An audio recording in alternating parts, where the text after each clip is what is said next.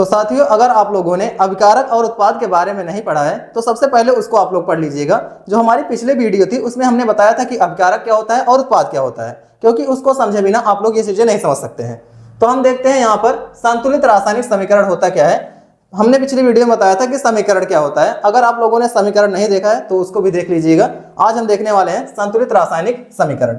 संतुलित रासायनिक समीकरण वह है जिसमें समीकरण के दोनों ओर प्रत्येक तत्व के परमाणुओं की संख्या समान होती है, उसे हम लोग क्या कहेंगे, संतुलित रासायनिक समीकरण।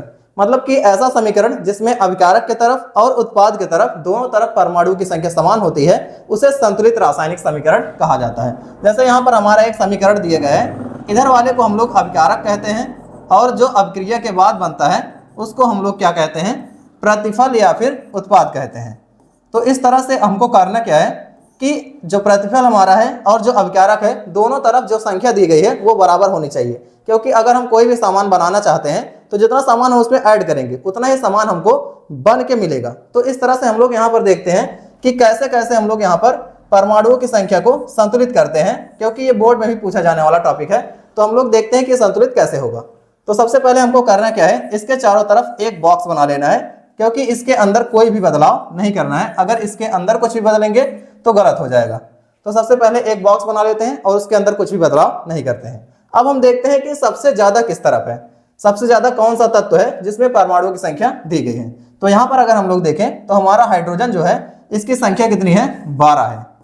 अब हमारा जो हाइड्रोजन है 12 है, लेकिन किस तरफ, प्रतिफल के तरफ। तो हमको करना क्या है, इधर भी बराबर करना है, मतलब अभिकारक की तरफ भी परमाणुओं की संख्या बराबर करनी है। तो हाइड्रोजन इधर कितना है, 2 है। अब 12 करने के लिए अगर हम लोग यहाँ पर 6 से गुणा करा दें तो हमारा हाइड्रोजन जो हो जाएगा वो बराबर हो जाएगा। मतलब उधर हाइड्रोजन 12 था, इधर भी हाइड्रोजन कितना हो गया, 12। हमारा हाइड्रोजन बराबर हो गया। अब हम देखते हैं कार्बन को। तो कार्बन इधर कितना है, 6 है। और इधर अगर हम लोग कार्बन को देखें तो इधर कार्बन हमारा 1 है। अब कार्बन को बराबर करने के लिए क्या करेंगे हम लोग, इधर भी हम लोग 6 से गुणा करा देंगे, जिससे हम देखते हैं कि 6 कार्बन हो गया और इधर भी 6 कार्बन हो गया। मतलब कार्बन हमारा कितना हो गया, 6 हो गया। और इधर भी कार्बन कितना हो गया, 6। दोनों तरफ कार्बन बराबर हो गए और दोनों तरफ हाइड्रोजन बराबर हो गया। अब हमारा बचा क्या है, ऑक्सीजन। तो अगर हम लोग ऑक्सीजन को देखें तो यहाँ पर 6 ऑक्सीजन है और यहाँ पर 2, मतलब 6 2 8 ऑक्सीजन हो गया।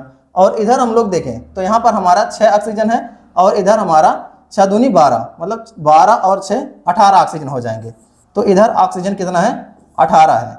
मतलब इधर भी 18 होना चाहिए। अब अगर इधर हम 18 करना चाहते हैं तो हमको करना क्या है, 6 यहाँ पर हमारा पहले से है, अब हमको 12 और ऐड करना है। तो अगर हम यहाँ पर 6 से गुणा करा दें तो 6 दूनी 12 हो जाएगा और 6 18। तो इस तरह से अगर हम लोग देखें तो इधर भी ऑक्सीजन क्या हो गया, 18 पूरा हो गया। तो इस तरह से हमारा समीकरण जो हो गया वो संतुलित हो गया। पिछली वीडियो में हमने आपको एक समीकरण दिया था जिसमें हमने आपको बताया था कि मैग्नीशियम जो था वो किस तरह से जब ऑक्सीजन के साथ अपक्रिया करता है तो मैग्नीशियम ऑक्साइड बनाता है।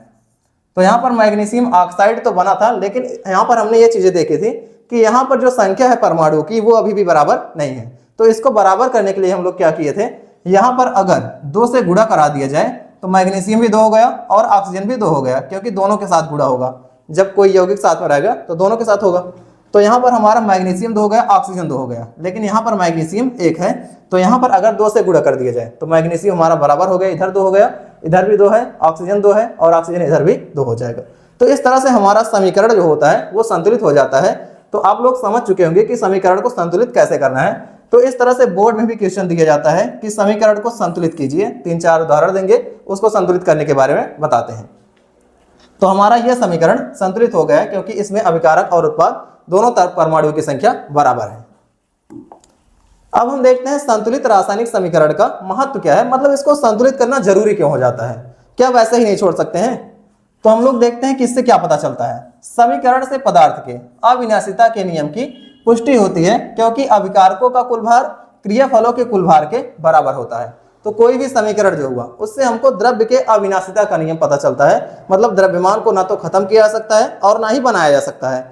अब आप लोग खुद ही समझिए कि अगर जैसे हम कोई सामान बनाना चाहते हैं, जैसे कुछ चाय बनाना चाहते हैं या फिर चावल को हम लोग पकाना चाहते हैं, तो अगर हम लोग उसमें जैसे पानी को डालते हैं और चावल को डालते हैं, तो हमने मान लो 1 लीटर उसमें पानी को डाला है और 1 किलोग्राम चावल को डाला है। तो इस तरह से अगर हम लोग देखें तो दोनों जब बनेंगे तो उनका जो वजन रहना चाहिए वो 2 किलोग्राम रहना चाहिए, भले ही उसके वाष्प को इकट्ठा करके रखना पड़े। तो हम लोग देखते हैं कि जो बन रहा है दोनों तरफ बराबर है, मतलब अगर इधर 2 किलो है अभिकारक की तरफ तो उत्पाद की तरफ भी कितना होना चाहिए, 2 किलो।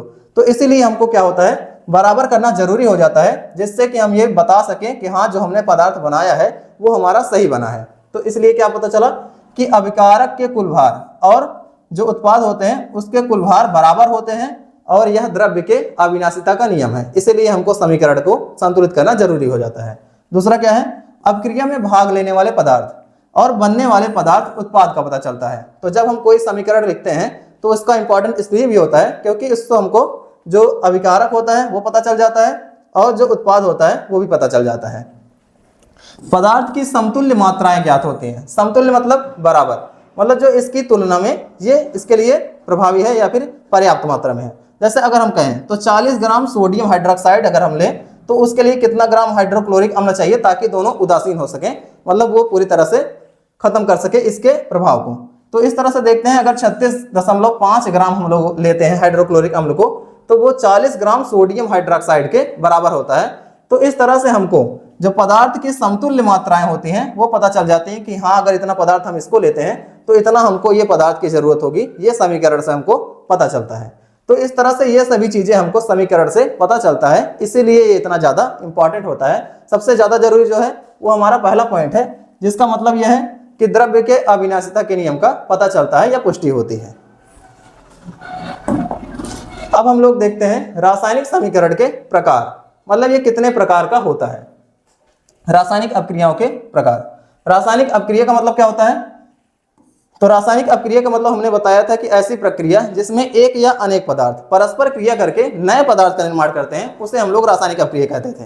तो यहाँ पर हम देखते हैं कि कितने प्रकार की होती है रासायनिक अपक्रियाएं। तो पहला हमारा हेडिंग है संयोजन अपक्रिया। संयोजन का मतलब ही होता है जुड़ना।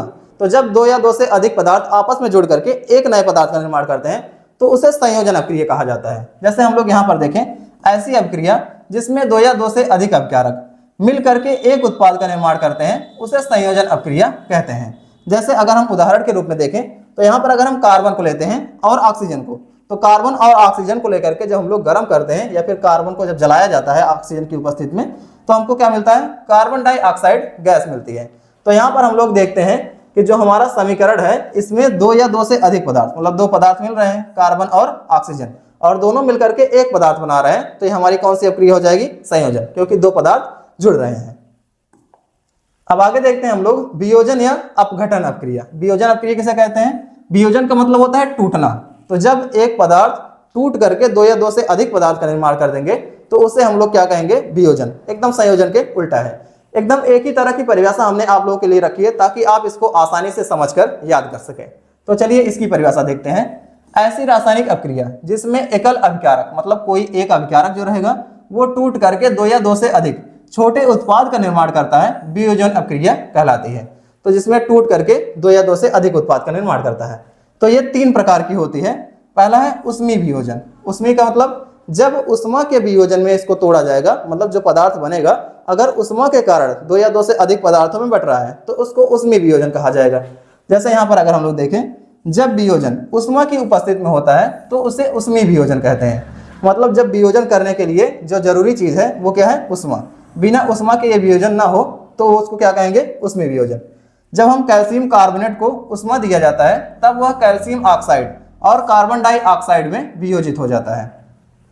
तो यहाँ पर जब हम कैल्शियम कार्बोनेट को उष्मा देते हैं तो कैल्शियम ऑक्साइड और कार्बन डाइऑक्साइड, सॉरी यहाँ पर थोड़ा गलत हो गया, यहाँ पर कार्बन डाइऑक्साइड में वियोजित हो जाता है। इस तरह से यहाँ पर हम लोग देखते हैं कि ये एक वियोजन अपक्रिया है, क्योंकि यहाँ पर 2 पदार्थ बन रहे हैं। कैल्शियम कार्बोनेट जो है वो टूट करके कैल्शियम ऑक्साइड और कार्बन डाइऑक्साइड गैस बन रही है यहाँ पर। तो इस तरह से हम कह सकते हैं कि ये हमारी वियोजन अपक्रिया है और ये उष्मा के कारण हो रहा है, इसलिए क्या है, उष्मीय वियोजन। और जब वियोजन जो होगा प्रकाश की उपस्थिति में होगा तो उसे प्रकाशीय वियोजन कहा जाएगा। यहाँ पर हम लोग देखते हैं सोडियम सिल्वर क्लोराइड, हमारा सिल्वर क्लोराइड जो है जब इसको सूर्य का प्रकाश दिया जाता है या सूर्य के प्रकाश में रखा जाता है तो यह सिल्वर और क्लोरीन में टूट जाता है। इस तरह से यहाँ पर हम देखते हैं कि प्रकाश की उपस्थिति के कारण क्या हो रहा है कि सिल्वर क्लोराइड जो है वो सिल्वर और क्लोरीन में टूट जा रहा है। तो यहाँ पर हमारा कौन सा वियोजन होगा, प्रकाशीय वियोजन होगा। अब यहाँ पर हम लोग देखते हैं विद्युत वियोजन। तो आप लोग समझ ही चुके होंगे कि एक ही तरह से सभी परिभाषाएं चल रही हैं। तो जब वियोजन विद्युत की उपस्थिति में कराया जाएगा तो उसे विद्युत वियोजन कहा जाएगा। जैसे यहाँ पर अगर हम जल को लें तो जल को लेकर के जब उसको विद्युत धारा प्रवाहित किया जाता है तो उसमें से जो हाइड्रोजन होता है वो अलग हो जाता है और ऑक्सीजन हमारा अलग हो जाता है। तो इस तरह से यहाँ पर विद्युत के कारण क्या हुआ कि दो या दो से अधिक पदार्थ बन रहे हैं, तो यहाँ पर कौन सा वियोजन होगा? विद्युत वियोजन होगा। तो हमने वियोजन और संयोजन अपक्रिया देख लिया। अब हम देखते हैं विस्थापन अपक्रिया। विस्थापित का मतलब होता है खिसकाना या फिर हटाना। तो ऐसी रासायनिक अपक्रिया जिसमें अधिक क्रियाशील तत्व यौगिक में से कम क्रियाशील तत्व को खिसका करके या फिर हटा करके उसका जगह खुद ले लेता है, उसे क्या कहेंगे? विस्थापन अपक्रिया। मतलब अधिक ताकतवर व्यक्ति जो होगा वो कम ताकतवर व्यक्ति को जब हटा देगा तो उसी को विस्थापन कहा जाएगा। जैसे यहाँ पर हम लोग देखते हैं ऐसी रासायनिक अपक्रिया जिसमें अधिक क्रियाशील तत्व किसी यौगिक में से कम क्रियाशील तत्व को विस्थापित करके स्वयं उसका स्थान ग्रहण कर लेता है, तो उसे क्या कहेंगे? विस्थापन अपक्रिया कहते हैं। जैसे यहाँ पर अगर हम लोग देखें तो जिंक जो है ये ज़्यादा पावरफुल है और जो हमारा हाइड्रोजन है ये उससे कमजोर होता है। इसके बारे में आपको सक्रियता श्रेणी के बारे में बता देंगे अगले चैप्टर में। तो यहाँ पर हम लोग देखते हैं कि जिंक जो है वो ज़्यादा पावरफुल है और हाइड्रोजन जो हमारा है वो कम पावरफुल है। तो इसीलिए जिंक ने क्या किया? हाइड्रोजन को यहाँ से हटा दिया, हटा करके इसको बाहर कर दिया, यहाँ से निकल आया यहाँ पे। ठीक, तो हाइड्रोजन को यहाँ से हटा दिया जिसके कारण से क्या बना? जिंक सल्फाइड और जो हमारा हाइड्रोजन गैस बाहर आ गई। तो यहाँ पर जिंक ने क्या किया? इसको विस्थापित कर दिया, इसीलिए इसको क्या कहेंगे हम लोग? विस्थापन अपक्रिया कहेंगे। अब हम देखते हैं द्विविस्थापन। द्विविस्थापन का मतलब होता है जब दो जगह पर विस्थापन होगा तो उसे द्विविस्थापन कहेंगे, या फिर जब दो या दो से अधिक अभिकारकों के बीच आयनों का आदान प्रदान होता है तो उसे हम लोग द्विविस्थापन अपक्रिया कहते हैं। ऐसी रासायनिक अपक्रिया जिसमें अभिकारकों और उत्पाद के बीच आयनों का आदान प्रदान होता है उसे द्विविस्थापन अपक्रिया कहते हैं। तो जब अभिकारक मतलब जो अपक्रिया में भाग लेते हैं उसे अपकारक कहते हैं। तो उधर के तरफ अगर एक दूसरे को विस्थापित कर रहे हैं तो उसे क्या कहेंगे? द्विविस्थापन अपक्रिया कहेंगे। मतलब दो जगह पर आयनों का आदान प्रदान यहाँ पर होगा। जैसे यहाँ पर हम देखते हैं सिल्वर नाइट्रेट और जो हमारा सोडियम क्लोराइड है, ये जब आपस में अपक्रिया कर रहे हैं तो सिल्वर ने क्या किया? सोडियम का स्थान ले लिया और सोडियम ने सिल्वर का स्थान ले लिया। जैसे यहाँ पर हम लोग देखें तो यहाँ पर फार्मूला क्या था? AgNO3 मतलब सिल्वर नाइट्रेट, और यहाँ पर हम देखते हैं Na आ गया है Ag की जगह पर, और यहाँ पर Na की जगह पर Ag आ गया है, सिल्वर आ गया है। तो इस तरह से देखते हैं कि यहाँ पर दो जगह पर विस्थापन हो रहा है, इसलिए ये कौन सा अपक्रिया होगी? द्विविस्थापन अपक्रिया कही जाएगी। अब हम आगे देखते हैं अपचयन या उपचयन अपक्रिया, जिसको हम लोग उपचयन या ऑक्सीकरण अपक्रिया के नाम से जानते हैं। तो हम लोग देखते हैं कि उपचयन अपक्रिया क्या होती है पहले, अभी हम आगे देखेंगे अपचयन के बारे में। सबसे पहले देखते हैं कि उपचयन क्या होता है। उपचयन का मतलब होता है ऊपर जाना। तो जब ऑक्सीजन बढ़ेगा या जुड़ेगा तो उसे क्या कहेंगे? उपचयन अपक्रिया कहेंगे। ऐसी रासायनिक अपक्रिया जिसमें ऑक्सीजन की वृद्धि होती है या हाइड्रोजन का ह्रास होता है उसे उपचयन अपक्रिया कहते हैं। तो यहाँ पर हम लोग देखते हैं कि ऑक्सीजन जो है वो कॉपर के साथ जुड़ रहा है और कॉपर ऑक्साइड बन रहा है यहाँ पर। तो यहाँ पर हम देखते हैं कि कॉपर जो है ऑक्सीजन के साथ जुड़ गया, मतलब ऑक्सीजन बढ़ा है, तो इसको क्या कहेंगे हम लोग? उपचयन अपक्रिया कहते हैं। जिंक ने क्या किया? हाइड्रोजन को हटा दिया। तो हमने कहा था कि जब ऑक्सीजन बढ़ेगा या फिर हाइड्रोजन का ह्रास होगा, ह्रास मतलब क्या होता है? कमी। तो जब ऑक्सीजन बढ़ेगा या हाइड्रोजन की कमी होगी तो उसे क्या कहेंगे? उपचयन अपक्रिया कहेंगे। यहाँ पर जिंक ने क्या किया? हाइड्रोजन को हटा दिया। तो एक तरह से विस्थापन अपक्रिया भी होगी और उपचयन अपक्रिया भी होगी। तो हाइड्रोजन को जब इसने हटाया तो इसके कारण से क्या हुआ कि हाइड्रोजन बाहर चला गया, मतलब हाइड्रोजन की कमी हो गई। जो यहाँ सल्फर था उसके साथ जो हाइड्रोजन जुड़ा था उसकी कमी हो गई। तो यहाँ पर भी क्या होगा? हमारा उपचयन अपक्रिया होगा। अब हम देखते हैं अगला, मतलब इलेक्ट्रॉनों का त्याग। तो जैसे यहाँ पर हम तीन चीजें कह सकते हैं कि ऑक्सीजन की वृद्धि होगी, हाइड्रोजन का ह्रास होगा, या फिर जो हमारा इलेक्ट्रॉन है वो त्याग होगा। तो यहाँ पर सोडियम ने क्या किया? एक इलेक्ट्रॉन का त्याग किया है, जिसके कारण से यहाँ पर भी क्या होगी? उपचयन अपक्रिया होगी। अब हम देखते हैं अपचयन या अवकरण अपक्रिया जिसको कहते हैं। तो इसका ठीक उल्टा हो जाएगा। यहाँ पर हम जितनी परिभाषा बता रहे हैं आपको वो एक दूसरे के लगभग उल्टा ही चल रही हैं। कुछ परिभाषाएं सीधा चलेंगी और कुछ उसके उल्टा चलेंगी। तो यहाँ पर हम देखते हैं ऐसी रासायनिक अपक्रिया जिसमें ऑक्सीजन का ह्रास होता है या फिर हाइड्रोजन का योग होता है उसे अपचयन अपक्रिया कहते हैं। तो यहाँ पर हम देखते हैं कि ऑक्सीजन कम हो जाएगा और हाइड्रोजन जो होगा वो बढ़ जाएगा, उल्टा चल जाएगा यहाँ पर। तो जैसे यहाँ पर देखें तो हाइड्रोजन जो है वो किसके साथ जुड़ रहा है? क्लोरीन के, और हाइड्रोक्लोरिक हमारा अम्ल बन रहा है, मतलब हाइड्रोजन की वृद्धि हो रही है, हाइड्रोजन इसमें बढ़ रहा है। तो यहाँ पर कौन सी अपक्रिया होगी? अपचयन अपक्रिया होगी।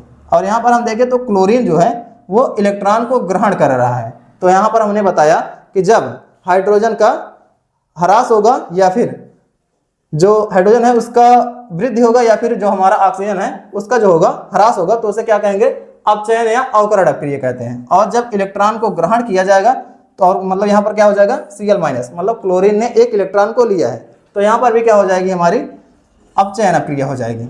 अब हम देखते हैं कि ऑक्सीकारक और अपचायक क्या होता है। ऑक्सीकारक और अपचायक को समझने का तरीका क्या है, एकदम सिंपल ट्रिक है। आप इस लाइन को एकदम से रट लीजिए, एकदम से याद कर लीजिए, उसके बाद आपको 1% की भी कंफ्यूजन नहीं होगी अगर आपने इसको अच्छे से समझ लिया। तो ऑक्सीकारक शब्द को पढ़ते ही काफी चीजें पता चल जाती हैं। जैसे हमने कहा यहाँ पर अपचयन, मतलब ये यहाँ पर हाइड्रोजन जो है वो बढ़ जाएगा और ऑक्सीजन की कमी होगी। और जैसे यहाँ पर हम कह रहे हैं ऑक्सीकारक, मतलब ऑक्सीकरण करने वाला है ये, तो जो ऑक्सीकरण करेगा उसे हम लोग क्या कहेंगे, ऑक्सीकारक कहेंगे। और जो पदार्थ ऑक्सीकरण करेगा उसका क्या हो जाएगा, अपचयन हो जाएगा। मतलब ये दूसरों को तो ऑक्सीजन दे देता है, लेकिन इसकी वजह से क्या होता है कि इसका खुद का अपचयन हो जाता है, मतलब ऑक्सीजन की कमी हो जाती है। अपचयन का मतलब क्या होता है, या फिर अपचायक क्या होता है, अपचयन करने वाला। मतलब जो पदार्थ दूसरों का अपचयन करता है उसे क्या कहेंगे, अपचायक कहेंगे। तो अपचायक का मतलब होता है अपचयन करने वाला, और ऑक्सीकारक का मतलब होता है ऑक्सीकरण करने वाला, या फिर जिसका उपचयन होता है उसे क्या कहेंगे, अपचायक कहेंगे। तो जब जिस पदार्थ का उपचयन हो रहा है तो एकदम से समझ लीजिएगा उसे अपचायक कहा जाएगा, और जिस पदार्थ का अपचयन हो रहा है उसे समझ लीजिएगा ऑक्सीकारक कहा जाएगा। तो आप अपक्रियाओं को देख करके या फिर समीकरण को देख करके आप एकदम से पता लगा सकते हैं कि उसमें से ऑक्सीकारक कौन है और अपचायक कौन है। अब आगे हम लोग देखते हैं रेडॉक्स अपक्रिया, जिसको अपचयन या उपचयन अपक्रिया साथ में कहा जाता है। तो यहाँ पर हम लोग देखते हैं कि रिडक्शन और ऑक्सीडेशन। रिडक्शन का मतलब होता है अपचयन, ठीक, तो इसमें री जो है वो लिया गया है, और ऑक्सीडेशन का मतलब होता है जो हमारा उपचयन होता है उसको ऑक्सीडेशन कहा जाता है। तो यहाँ पर रिडॉक्स अपक्रिया हो जाएगी दोनों को मिला करके, रिडक्शन और ऑक्सीडेशन का, तो दोनों मिलाकर क्या बन जाएंगी, रेडॉक्स, जिसको हम लोग क्या कहते हैं, अपचयन उपचयन अपक्रिया। तो अपचयन उपचयन अपक्रिया जो होगी, अब इसमें दोनों चीजें होनी चाहिए, क्योंकि हमने देखा था कि जो हमारा उपचयन अपक्रिया थी उसमें ऑक्सीजन बढ़ रहा था, तो इसमें क्या होगा कि उसके मतलब उल्टा चलेगा, दोनों चीजें इसमें होंगी। तो इस तरह से हम लोग कह सकते हैं कि जब अपचयन और उपचयन दोनों साथ में होंगी तो उसे क्या कहेंगे हम लोग, जब अपचयन और उपचयन दोनों साथ में होंगे तो उसे हम लोग कहेंगे रेडॉक्स अपक्रिया। तो यहां पर हम लोग देखते हैं कि दोनों में अपचयन और उपचयन कहां पर हो रहा है। तो जैसे हम लोग यहां पर देखें तो कॉपर जो है उसने क्या किया, कॉपर ऑक्साइड जो है वो हाइड्रोजन के साथ जब अपक्रिया करता है तो कॉपर अलग हो गया और हाइड्रोजन जो हुआ वो ऑक्सीजन के साथ जुड़ गए। तो यहाँ पर अगर एक चीज हम लोग नोटिस करें तो कॉपर जो था वो किसके साथ जुड़ा है, वो निकल गया है पूरी तरह से बाहर, और जो हमारा हाइड्रोजन था वो किसके साथ जुड़ा है, ऑक्सीजन के साथ। तो यहाँ पर हम देखते हैं कि हाइड्रोजन जो है वो ऑक्सीजन के साथ जुड़ रहा है, मतलब एक पदार्थ में तो ऑक्सीजन बढ़ रहा है लेकिन दूसरे पदार्थ में से ऑक्सीजन कम हो जा रहा है। तो यहाँ पर हम देखें तो अपचयन भी हो रहा है और उपचयन भी हो रहा है, मतलब यहाँ पर ऑक्सीजन जो है एक ओर बढ़ रहा है और दूसरे में घट जा रहा है। तो यहाँ पर अपचयन और उपचयन दोनों साथ में होगा। तो यहाँ पर अगर हम लोग पूछें, तो हम पूछें अगर आपसे तो अपचायक कौन सा है या फिर ऑक्सीकारक कौन सा है, तो आप लोग क्या कहेंगे। ऑक्सीकारक का मतलब हमने क्या बताया, ऑक्सीकरण करने वाला। तो ऑक्सीकरण कौन कर रहा है, मतलब ऑक्सीजन की वृद्धि कौन कर रहा है। तो कॉपर की वजह से ही क्या हो रहा है कि ऑक्सीजन जो है वो हाइड्रोजन के साथ जुड़ रहा है, क्योंकि इसने ऑक्सीजन को छोड़ दिया है। तो ऑक्सीजन को जब इसने छोड़ा तो हाइड्रोजन साथ जुड़ गया, तो इसका क्या हो गया, ऑक्सीकरण। मतलब कॉपर जो है इसका हो रहा है ऑक्सीकरण, और इसीलिए इसको क्या कहा जाएगा, ऑक्सीकारक कहा जाएगा। मतलब इसका अपचयन हो रहा है इसलिए इसको ऑक्सीकारक कहा जाएगा, क्योंकि यहाँ पर जो ऑक्सीजन है वो कॉपर के साथ नहीं जुड़ रहा है, उसके साथ से हट जा रहा है। तो यहाँ पर कॉपर जो हुआ उसका अपचयन हो गया। और हमने यही बताया था आपको अभी पिछले यहाँ पर टॉपिक में कि ऑक्सीकारक वही पदार्थ है जो ऑक्सीकरण करेगा या फिर जिसका अपचयन हो जाएगा। तो यहाँ पर हम देखते हैं कि अपचयन किसका हो रहा है या फिर ऑक्सीजन की कमी किस में हो रही है। तो कॉपर जो है इसके साथ से ही क्या हो रहा है, ऑक्सीजन निकल जा रहा है, मतलब ऑक्सीजन की कमी कॉपर में हो रही है, तो इसी को कहा जाएगा ऑक्सीकारक। अब आप लोग बताइएगा कमेंट में कि यहाँ पर अपचायक किसे कहा जाएगा। अब आगे हम लोग देखते हैं उष्माशोषी अपक्रिया। उष्माशोषी का मतलब सोखने वाली। तो ऐसी रासायनिक अपक्रिया जिसमें उष्मा को सोखा जाता है या उष्मा अवशोषित होती है उसे उष्माशोषी अपक्रिया कहते हैं। ऐसी रासायनिक अपक्रिया जिसमें उष्मा का अवशोषण होता है उसे उष्माशोषी अपक्रिया कहते हैं। तो यहाँ पर जो उष्मा होगी वो सोख ली जाएगी और कोई नया पदार्थ बनेगा। तो यहाँ पर हम देखते हैं कि कैल्शियम कार्बोनेट जो है जब उसको उष्मा दिया जाता है तो वो कैल्शियम ऑक्साइड और कार्बन डाइऑक्साइड में टूट जाता है।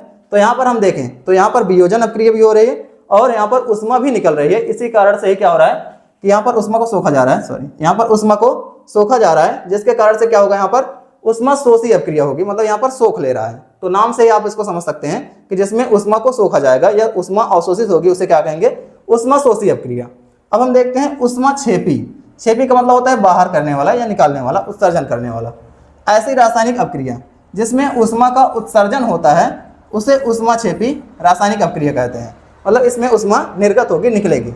तो कैल्शियम ऑक्साइड मतलब कली चूना जो होता है, जब उसकी जल के साथ अभिक्रिया कराई जाती है तो कैल्शियम हाइड्रोक्साइड मतलब बुझा हुआ चूना मिलता है और उष्मा। इसको आप लोग घर पर भी कर सकते हैं। जैसे आप कैल्शियम ऑक्साइड जो होता है जिसको हम लोग बाजार से खरीद कर लाते हैं, पत्थर की तरह रहता है, तो उसको अगर हम लोग पानी में डालते हैं तो देखते हैं वो उबलने लगता है, पानी एकदम से गर्म हो जाता है, बर्तन भी एकदम गर्म हो जाता है। तो यहाँ पर जो हो रही उष्मा निकल रही है, मतलब उष्मा का उत्सर्जन हो रहा है, तो इसे क्या कहेंगे, उष्मा क्षेपी रासायनिक अभिक्रिया कहेंगे। और हमको मिल जाता है कैल्शियम हाइड्रोक्साइड, बुझा हुआ चूना, जिसको लोग खाने के लिए भी यूज करते हैं। तो इस तरह से हमारा यहाँ पर उष्मा क्षेपी रासायनिक अभिक्रिया हो जाएगी जब उष्मा का उत्सर्जन होगा, और उष्मा शोषी अभिक्रिया हो जाएगी जब उष्मा का अवशोषण होगा। अब हम लोग देखते हैं अगले पॉइंट को, जो हमारा लास्ट पार्ट हो जाएगा या फिर लास्ट हमारा जो टॉपिक है वो खत्म हो जाएगा इसी के बाद से। तो हम देखते हैं संक्षारण क्या होता है। संक्षारण का मतलब होता है कि धीरे धीरे नष्ट होना। तो वायु, नमी आदि के संपर्क में आकर के धातुओं का धीरे धीरे नष्ट हो जाना ही क्या कहलाता है, संक्षारण। तो यहाँ पर हम देखते हैं कि लोहा जैसे कोई होता है, तो अगर उसको हम लोग बाहर रख देते हैं तो धीरे धीरे क्या होता है, उसमें जंग लगता है और वो सड़ करके पूरी तरह से खत्म हो जाता है। आप लोग बताइएगा कि लोहे में जंग लगना कौन सा परिवर्तन है, पिछले वीडियो में हमने आपको बताया था। वायु, नमी आदि के संपर्क में आकर धातुओं का धीरे धीरे नष्ट होना संक्षारण कहलाता है। जैसे अगर हम लोग उदाहरण के तौर पर देखें तो लोहे पर लाल भूरे रंग की परत चढ़ना। तो लोहे पर जब जंग लगती है तो वहां पर होता क्या है कि लोहा जो होता है लाल या भूरे रंग में बदल जाता है और धीरे धीरे सड़कर खत्म हो जाता है। चांदी पर काले रंग की परत जमना। अगर आप लोग घर पर नोटिस करेंगे तो जैसे जो चांदी के गहने होते हैं उसमें आप लोग देखेंगे कुछ टाइम के बाद क्या होता है कि उस पर काले रंग की परत चढ़ जाती है। ऐसा इसलिए होता है क्योंकि सल्फर की परत उस पर चढ़ जाती है और इसी वजह से ही चांदी जो होती है उसके साथ अभिक्रिया करके काले रंग में बदल जाती है। बचाव के उपाय। अब संक्षारण से अगर आप लोग उसको बचाना चाहते हैं तो उसके लिए करना क्या है, पेंट करके आप सामानों को पेंट कर सकते हैं जिससे उसको सुरक्षा दी जा सकती है। इसलिए आप लोग देखेंगे कि लोहे के जो सामान होते हैं उसको घर पर पेंट करके रखा जाता है। तेल या ग्रीस लगाकर, अगर तेल में डुबो करके रख दिया जाए या फिर ग्रीस लगा दिया जाए उस पर, तब भी वो संक्षारण से बच जाता है क्योंकि उसका हवा से संपर्क जो होता है वो टूट जाता है। यश दलेपन, इसके बारे में आगे आप लोगों को बताएंगे कि जिंक की जो परत चढ़ाई जाती है उसी को ही यश दलेपन कहा जाता है। तो जस्ते की परत पतली चढ़ा दी जाती है जिससे संक्षारण से बचाव होता है। मिश्र धातु बनाकर, अब कोई दो धातुओं को आपस में मिक्स कर दिया जाता है जिससे क्या होता है कि वो खराब नहीं होती है, बची रहती हैं। तो ये भी संक्षारण से बचाव के उपाय हैं। मतलब मिश्र धातु जो बना दिया जाएगा तब भी क्या होगा, संक्षारण से उसको बचाया जा सकता है। अब हम देखते हैं विकृत गंधिता, मतलब खराब गंधिता। विकृत मतलब क्या होता है, खराब। गंधिता मतलब होता है गंध में परिवर्तन। तो जब पदार्थ जो हमारे खाने वाली चीजें हैं उसके स्वाद, गंध आदि में परिवर्तन हो जाएगा तो उसे ही विकृत गंधिता कहा जाता है।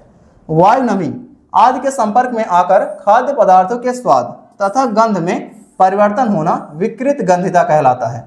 तो जब खाद्य पदार्थ जो हमारे खाने वाली चीजें हैं, जब उसका स्वाद, गंध, रंग आदि चीजें बदल जाएंगी तो उसे क्या कहा जाएगा, विकृत गंधिता कहा जाएगा। अब इससे बचाव के क्या उपाय हैं, डिब्बा बंदी करके। आप लोग देखेंगे कि जो सामान होते हैं हमारे घर पे उसको डिब्बों में बंद करके रखा जाता है जिससे काफी टाइम तक सुरक्षित रहते हैं। कांच के या फिर प्लास्टिक के डिब्बों में इसको बंद करके रख दिया जाता है। शीतलन मतलब फ्रिज में रख करके या फिर उसको ठंडे स्थान पर रख करके हम उसको सुरक्षित रख सकते हैं। हमारे यहाँ पर जो आलू रखा जाता है उसको भी शीत घर में रखा जाता है, जहाँ पर हम लोग कोल्ड स्टोर जिसको कहते हैं, वहाँ पर भी वो सुरक्षित रहता है क्योंकि वहाँ पर ठंडा माहौल बनाया जाता है।